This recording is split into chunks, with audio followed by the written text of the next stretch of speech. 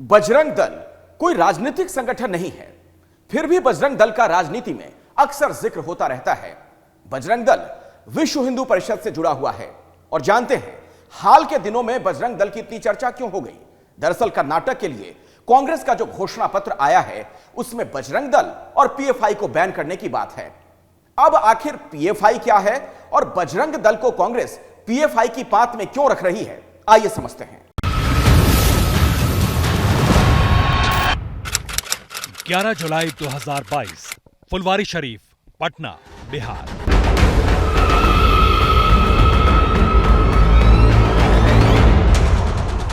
Bihar police की team को पटना से सटे फुलवारी शरीफ में एक घर में कुछ संदिग्ध गतिविधियों की जानकारी मिली थी। पुलिस की टीम ने छापा मारा, संदिग्धों की गिरफ्तारी हुई। इस जगह से जो सामान बरामद हुआ उसने सिर्फ बिहार पुलिस को ही नहीं, देश की दूसरी एजेंसियों को भी सकते में डाल दिया। छापेमारी में तमाम दूसरी संदिग्ध चीजों के साथ ही बरामद हुआ था एक गोपनीय दस्तावेज जिसका नाम था मिशन 2047। इस डॉक्यूमेंट का हर पन्ना देश के खिलाफ साजिश की गवाही दे रहा था। इस साजिश वाले डॉक्यूमेंट के तार जुड़े थे पीएफआई से।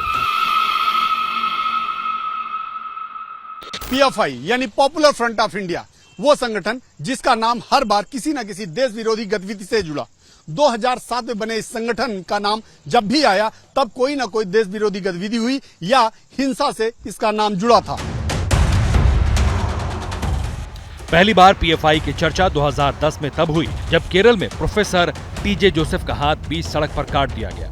प्रोफेसर जोसेफ पर पैगंबर मोहम्मद के अपमान का आरोप लगा और दिन दहाड़े उन पर हुए अटैक का आरोप लगा पीएफआई पर। ये तो पीएफआई के काले कारनामों की बस शुरुआत थी। जैसे जैसे वक्त गुजरा, केरल से निकलकर पीएफआई ने देश के दूसरे राज्यों में भी पैर पसारा और फिर एक के बाद एक कई हिंसक वारदातों के तार पीएफआई से जुड़ने लगे। सीएए के खिलाफ हुए आंदोलन में हिंसा के तार पीएफआई से जुड़े।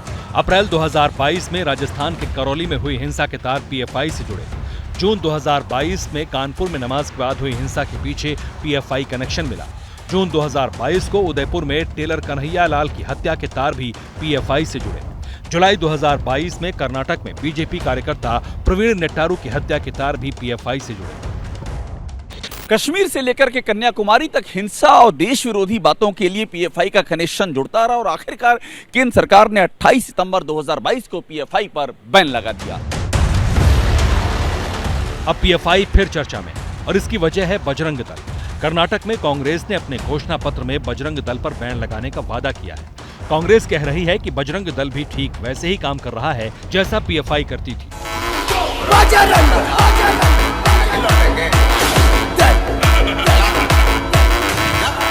बजरंग दल जिस तरीके का उसका व्यवहार या जिस तरीके की उसकी भाषा, या आज भी कल से आप देख रहे हैं सोशल मीडिया पे चीजें आसानी से आ जाती है और बहुत आसानी से आप पता कर सकते हैं कि कौन क्या कर रहा है। डेफिनेटली अगर पीएफआई पर उंगली उठ रही है, स्वाभाविक है, चीजें हैं, सबूत हैं और उसी के मुताबिक बजरंग दल के खिलाफ भी सबूत हैं, तो भेदभाव नहीं होगा। निष्पक्षता से कानून के तहत जो सुप्रीम कोर्ट का आदेश है उसका पालन करेगी सरकार। कर्नाटक से उठा ये विवाद देश की राजनीति के केंद्र में। सवाल यह है, क्या बजरंग दल के किसी देश विरोधी गतिविधि में शामिल होने का सबूत है? क्या बजरंग दल किसी हिंसक गतिविधि में शामिल रहा है? क्या बजरंग दल ने किसी खास समुदाय के खिलाफ हिंसा की साजिश रची है? इन सवालों के जवाब कांग्रेस से पूछे जा रहे हैं। कांग्रेस सालों से अपीसमेंट की पॉलिटिक्स करती है। इसी के तहत उन्होंने प्रभु श्री राम को सालों तक तालों में बंद रखा। अब उनको बजरंग बली के नाम से भी तकलीफ। बजरंग दल और पीएफआई की तुलना संभव है सर? कांग्रेस अपीसमेंट के कारण इस प्रकार की चीजें। बजरंग दल और पीएफआई को एक ही तराजू में रखने पर सवाल इसलिए भी उठ रहे हैं क्योंकि जांच एजेंसियों ने पीएफआई के ग्लोबल टेररिस्ट लिंक का भी पर्दाफाश किया था। एजेंसियों की जांच में खुलासा हुआ था कि पीएफआई के सदस्यों ने आईएसआईएस ज्वाइन किया था। इराक, सीरिया, अफगानिस्तान में आईएसआईएस की तरफ से लड़ रहे कई पीएफआई सदस्य मारे गए थे।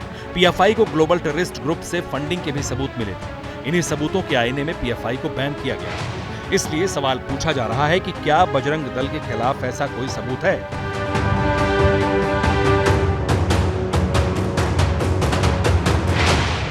पीएफआई के साथ गलवाइयां करते रहे, आज वो बोलते हैं कि हम बैन करेंगे। अब क्या बैन करोगे? बैन तो हम लोगों ने कर दिया।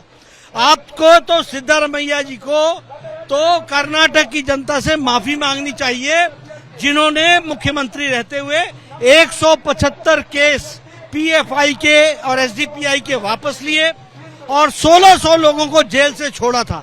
ये तो आपका किरदार है। कर्नाटक में हिजाब को लेकर जब विवाद हुआ तब भी उसके पीछे पीएफआई का नाम आया था। तब आरोप लगा था कि विवाद भड़काकर पीएफआई कर्नाटक में हिंसा की साजिश रच रही। मिस्र के मुस्लिम ब्रदरहुड की तर्ज पर पीएफआई ने पूरे भारत में अपना नेटवर्क बना लिया था। इसलिए सवाल उठ रहे हैं कि क्या बजरंग दल के खिलाफ भी ऐसे सबूत हैं? आज जो कांग्रेस का मैनिफेस्टो है ये कंप्लीट मुस्लिम फंडामेंटलिस्ट मैनिफेस्टो है। जिन्ना भी जिंदा होता था तो ऐसा मैनिफेस्टो कभी नहीं देता था, मेरा विश्वास है। लेकिन आज आप जिन्ना से भी नीचे चला गया। कर्नाटक पीएफआई की हिंसा और साजिश का गवाह रहा है। कर्नाटक गवाह रहा है कि कैसे समाज सेवा के नाम पर पीएफआई ने हिंसा की साजिश रची।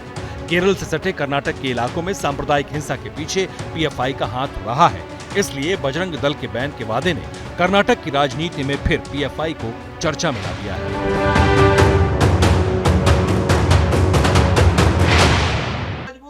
क्या मजबूरी है मेरी, बताइए। मैं अभी आपको बताती हूँ कि मैंने ओए होए होए होए होए, नमकीन के चटकारे लेते हुए टकटकी मार के डिबेट शो को पॉज रिपीट कर कर के देख रहे हैं जोगिंदर जी। इनकी तरह आप भी देखें अपनी फेवरेट डिबेट्स को रिपीट कर और डाउनलोड कीजिए एबीपी लाइव ऐप अपने स्मार्ट टीवी पर।